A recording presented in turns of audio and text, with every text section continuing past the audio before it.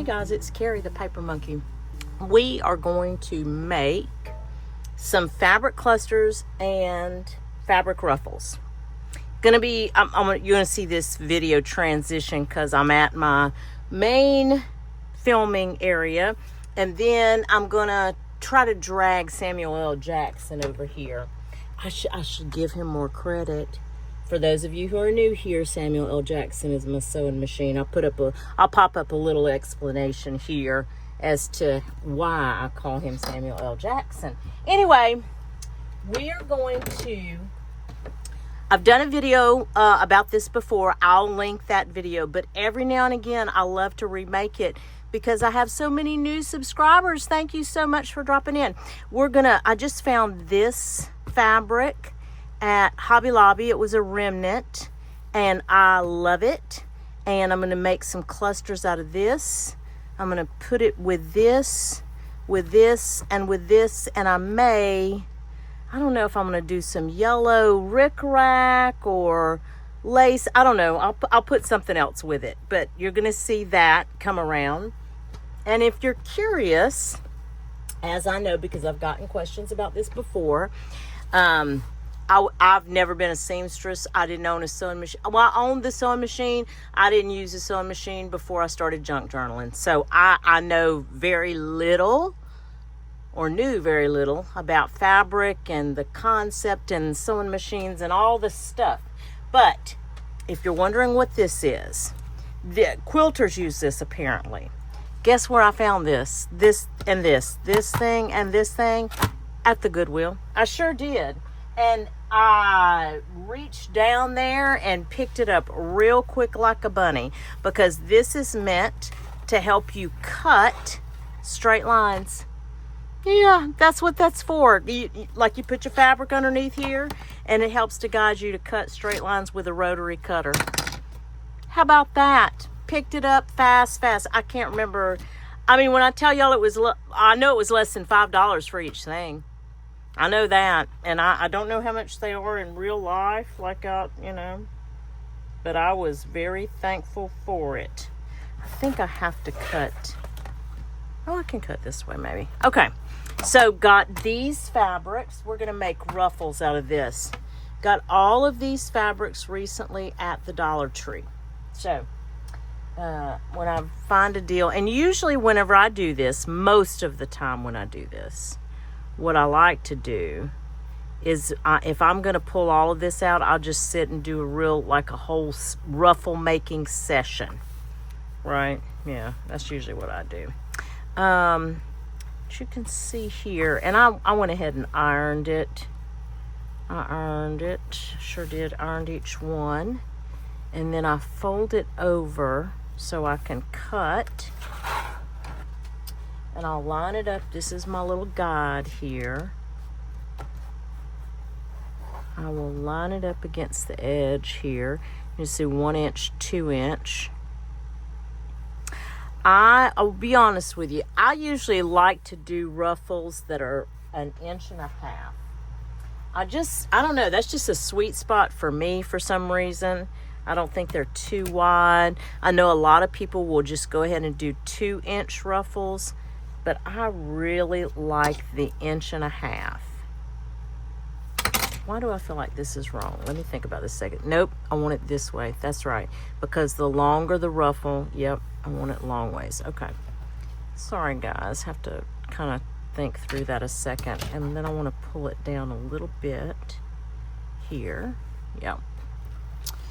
Now, I think we're going to be able to work with that. Pull some of that stuff out of the way. You've got a glare, huh? Oh, that's my light. Let me do this. Okay. All right. So you can see here's your cut line. And just put your little rotary wheel inside there and just cut away. I'm going to leave this edge raw. I like it. I'm fine with it. Now listen, I promise you, I will also take and use the scissors and rip this fabric because I like that too. So just know that's an option. You don't have to have this, is what I'm saying. So this is one. This is right here is my 1/2 inch.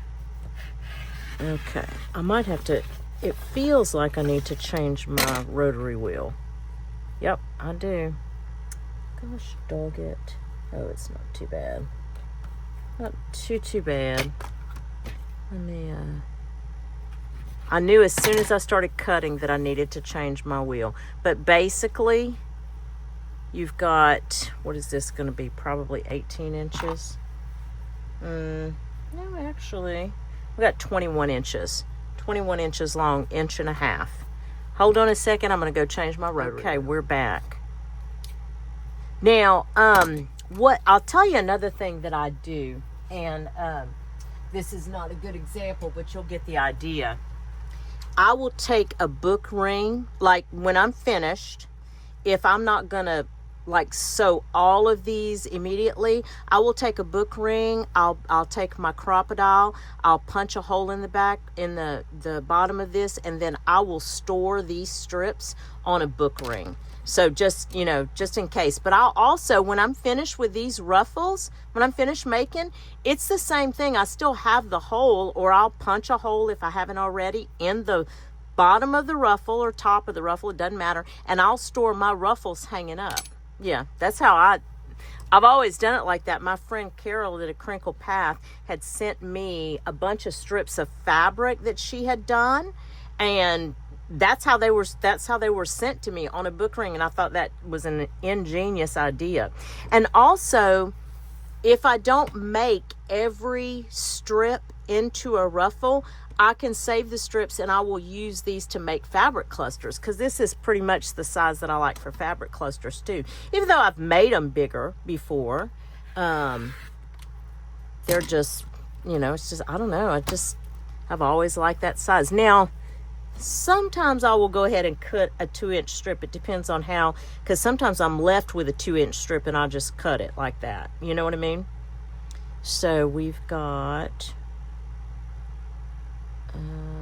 why does that seem like 1 1/4? But no, it's 1 1/2. That's right.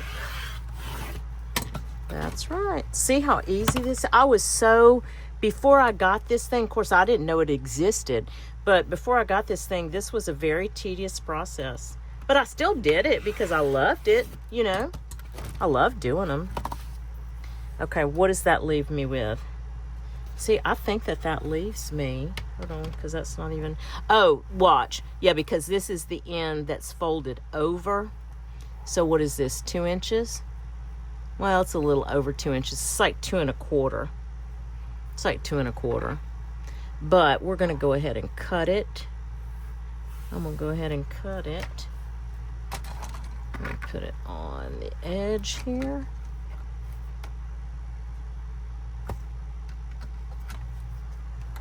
Oops.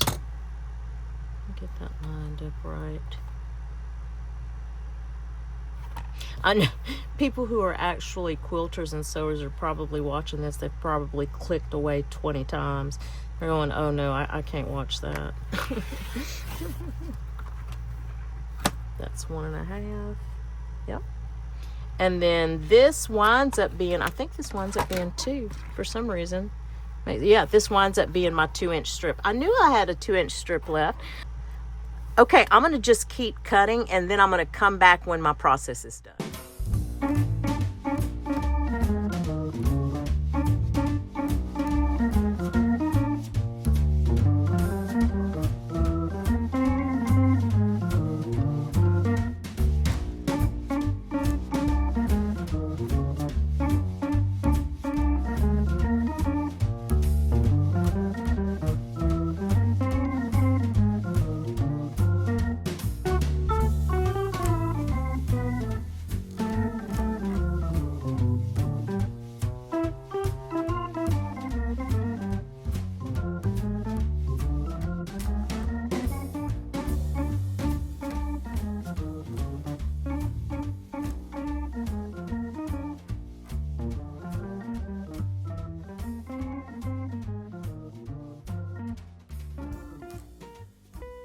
Okay, guys, got Samuel L. Jackson over here.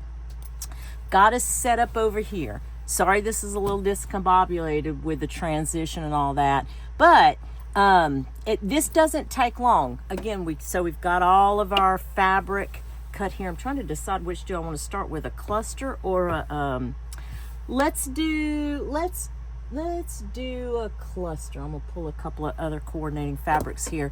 So I've got this little scrap here. Now, as you can see, it's ragged edges, jagged edges.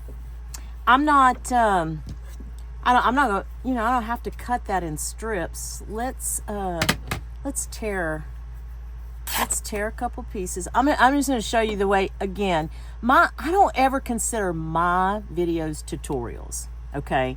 Because there are many talented creators out there who do this, who do it a lot better than I do, okay? I just show you the way that I do it. And, people have told me, because I send folks my fabric clusters. People have bought my fabric clusters, along the way. And those folks have told me that I just have a good eye for color. And I'm going to tell you what I think the key is to any kind of cluster that you do, fabric, paper, whatever, is to not think about it. And I think if I have in fact had any measure of success with fabric clusters, it's because I don't think about it. And it's really because of my ignorance. I'm being just completely honest with you. I just don't. And I'm not telling you that I'm stupid. I'm not saying that. I'm just saying, like, when it comes to sewing and fabrics and things like that, like I said before, I just really don't. I don't know a lot about it. I didn't, it just was not what I did. But I think that ultimately helps in the long run, because I just don't think about it. I just think if it's there and I cut it, and if it works, it works. If it doesn't, oh well. No overthinking about this kind of stuff. Now I will, and whenever I do start overthinking, then I just put it up because it's useless. It won't ever work out. I've just learned that along the way too. I've got a piece of eyelet here. I think that would be a pretty combination with this. And again, you can see I'm just cutting. I just cut into like squares or rectangles. You don't even have to do that. I've seen many creators just cut in triangles and, whatever. I mean, whatever shape there is. A cluster is a cluster, man. These are good clusters though, right? See how I left this ring on, and all I'm gonna do now is let's do these. Let's do the pinking shears. I have these listed in my Amazon storefront. So, and these are excellent. These were a suggestion from Maddie, and I'm telling you right now, I love these pinking shears. Absolutely love them. So I'm just gonna cut some different lengths of that. And sometimes I'll go in, and like I'll cut the sides whenever I put them together. We'll see. You'll see. It goes pretty, but it really goes. And this to me is so therapeutic. Like I love. Oops, what did I do here? Oh, I put two. Okay. I love it. I love to sit here. If I am, like, I just finished my Halloween journal, for example, and it is Sunday here. It's not going to be a Sunday when you watch this probably, but it is Sunday here. And, I just don't like to start a new journal project, even though I have in mind what I want to do next. I don't like to start that on Sundays because I got to pack and get ready, for work and all that. For those of you who don't know, I travel for my work week. I travel for my work. And so this is like cleaning up my space, getting it all cleaned up and organized, and doing something like this. This is perfect for me. Absolutely perfect for me. Now, I will tell you, on this gingham right here, I would probably tear it, but this material is, it's not I don't think it's cotton. It's more, it's not polyester, but it's, I don't know. It's not going to tear right. So I'm just going to cut straight across. I don't even think I'm going to do, well, let's do one with the pinking shears and see what it looks like. Sometimes to me, when you do the pinking shears, it kind of visually, it gets lost in the pattern. But that's okay.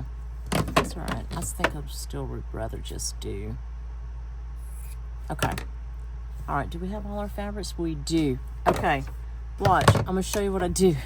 I sit here literally, and I will sit here like this. Watch.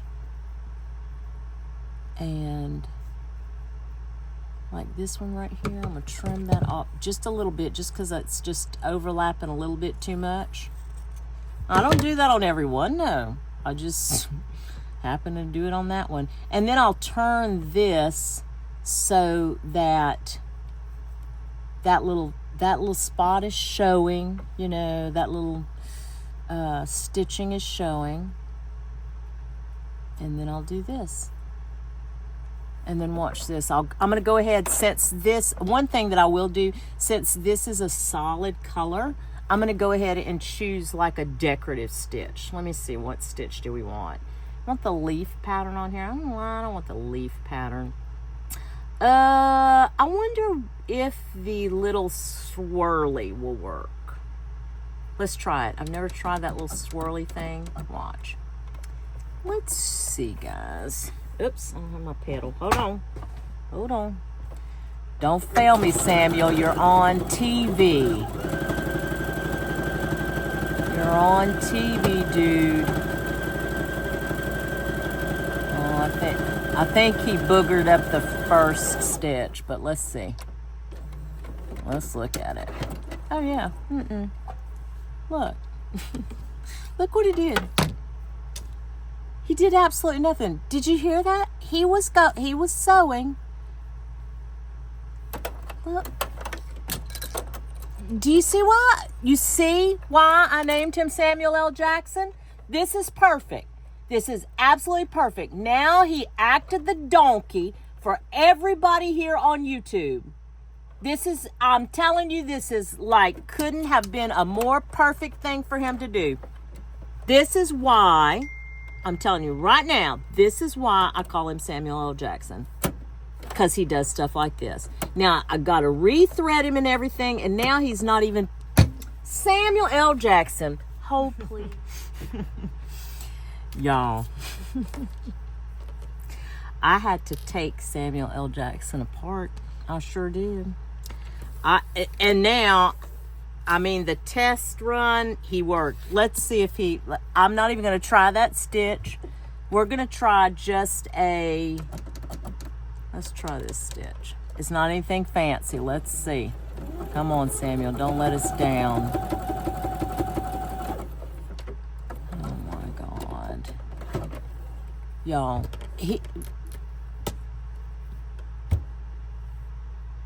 I don't know what is happening.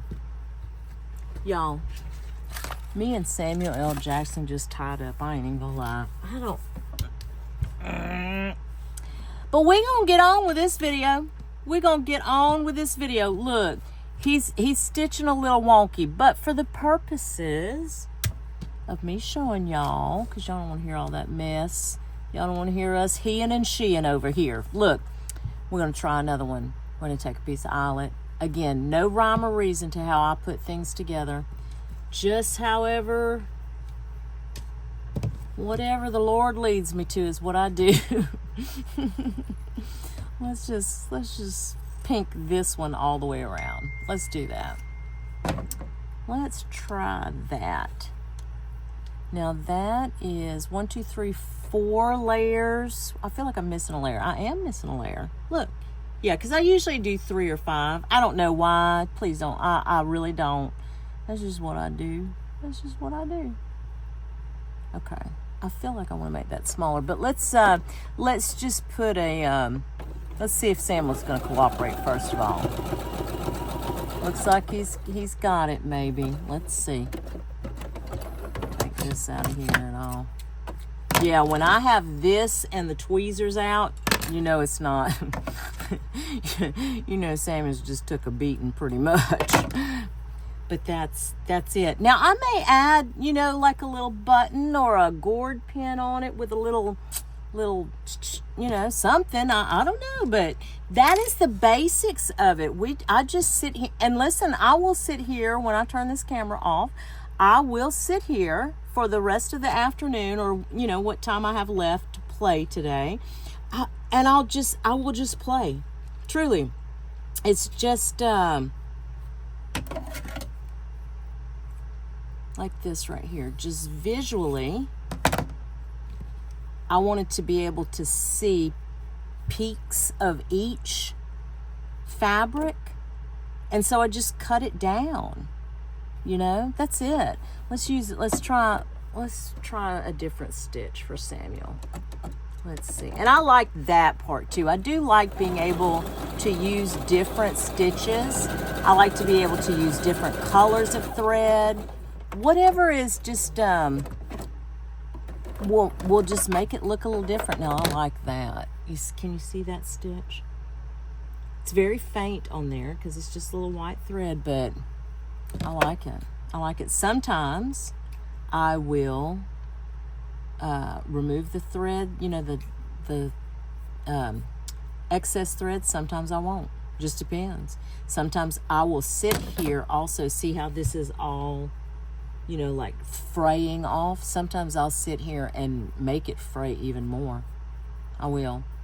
A lot of the times I will take this excess thread and I have a little jar that I keep it in because I'll add thread back to the top of some of these clusters. It just depends. But that is the basics of how I make a cluster. Put it together, and I'll show you one other thing. That I do. Sometimes if I see a fabric that I know I want to make a cluster for and I don't have time right then to make it, I will take it and I will put, well, that doesn't know that. Let me show you this. I will take and I will put it together with other fabrics that I know are good color combos, or I feel like they're good color combos, and I'll just store them in this little basket right here. And then whenever I do sit down, like this afternoon, I have several choices to sit here and just play and make clusters.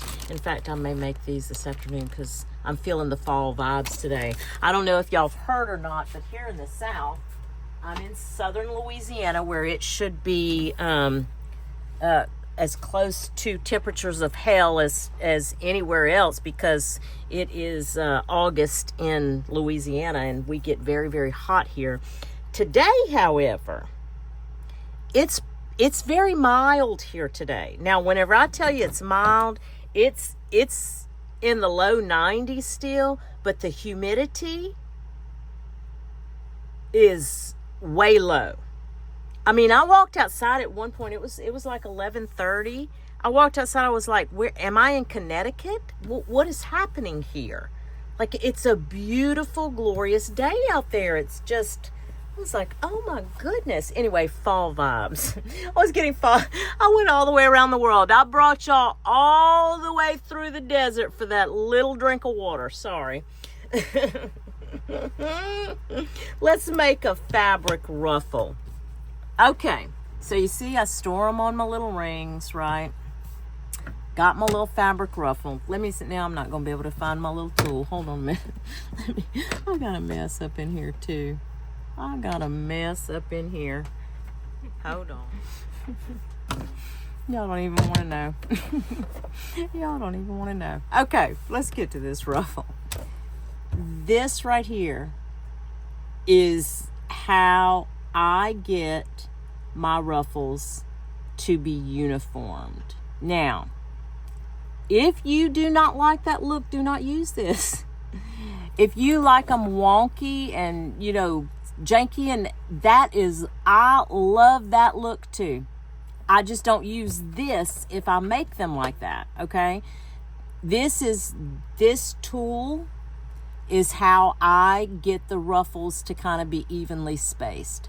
So I start by pulling down one. I don't even know the measurement of this. I'm serious, y'all. This is why it's not a tutorial. I just pull it down about one time, and then I will put this under the foot. And I know that's a weird vantage point, huh? Yeah. Put it under Samuel Jackson's foot right there. Okay. Then what I'm going to do is I'm going to take, and as he starts to sew, I'm going to take the flat edge of this tool. I'm trying to get to focus. The flat edge of this tool, and I'm going to push it under the foot. Can you see that there? And then I'm going to take, as it feeds it, because Samuel L. Jackson will pull that fabric through, I'm going to do the same thing on the next thing and the next thing. And if you can go as slow as you want. Don't feel like you have to be in a hurry, because I still go a little slow. I'll show you my pace, but watch. So I'll do this. My other video actually shows, I have the camera turned a different way, so it'll show you. Oh, I didn't change the stitch. Hold on. That's why it's taking so long. So you can see the vantage point of how I actually feed it, because I don't think I can hold it. I may be able to just for a couple. Let's see. So let me see if I can do that. So you can see my, and I'm just doing a straight stitch for the purposes of this. And then I'll take another loop and I'll put it under like that. Take another loop and put it under like that. I hope this is helpful, but that's pretty much how, in fact, that got a little wonky. Sorry, guys. Let me finish this one and I'll show you what the end result will look like. Take my finger, but I take the flat edge of that tool and I push that fabric up under there. And I mean, it still comes out. It can come out wonky. I'm not really that concerned with everything being perfectly uniformed, because see where I was trying to hold it and show y'all how it kind of, it wasn't as uniformed as this. I don't care. I really don't. Because, I can cut this part off and just use this as a tab. But for the most part, and again, see how you've got all these threads here? I love 100% cotton for that fact. I love that look. I love it when it frays. The more fray, the better. Let me see if I can get, let me grab a little golden book and I'll show you what it looks like as 1.5 inches on the side of this page. So to me, 1.5 inches, if you put this band, that part, like the other side of the seam on the page, okay, and you leave that side of the seam off the page, it's like the perfect amount to me. You want them bigger, go 2 inches. You want them bigger, go 4 inches. It's your junk journaling is wonderful for that very reason. We can do it however we want to do it. But that is how I will do a ruffle. Now also, I'll take my crocodile, see this little end tail right here, or wherever the end is at, and I just punch a hole. I'll take my little book ring, and that's how I store ruffles. So if you get fabric ruffles from me and you see this hole in the end, because I usually don't send them on a ring, whenever I send Happy Mail or whatever, I send orders, that's why the hole is there, because that's how I store them. And I have a little magnetic hook on the side of a large filing cabinet that I have back here, and that way I can visually always kind of see my inventory of ruffles. And I know, like right now, I know I'm low.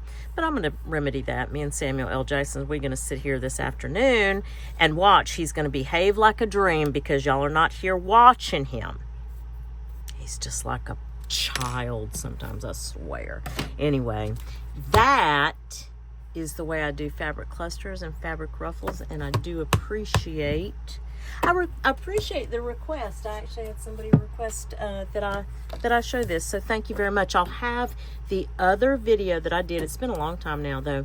I'll have the other video that I did linked or to pop up at the end of this video probably, so it's easy for y'all to get to. And again, all the stuff that you see here in my Amazon storefront, but go find it cheaper, guys. Please don't feel obligated to me for any reason. I appreciate each and every one of y'all, and I do hope that this was helpful, and I also hope that whatever it is you get to do today or in the next few days, it is at least as much fun as I had sharing my method of making fabric clusters and fabric ruffles. Thanks, guys. We'll chat soon. Bye.